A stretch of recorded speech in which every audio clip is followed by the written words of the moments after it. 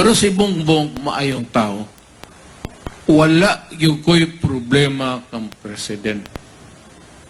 Tinuod lang, suportado na ako kay buutan. O i-compare sa ako,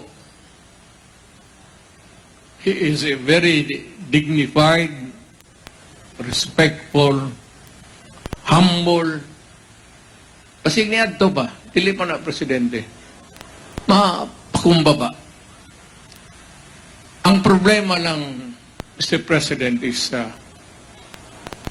be comfortable and be content kung nasaan ka ngayon.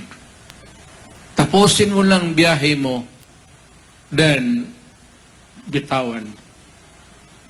And let the Constitution work. Because if you try to, ang mama lang ilang mga gusto i-amend, kay gusto usbo na po ang termino sa presidente. Anak na po magkagubot diya. Kay moingon magno, na presidente ko, putang, ginawa ko na sana nung noon kung ako. Hindi ko ginawa.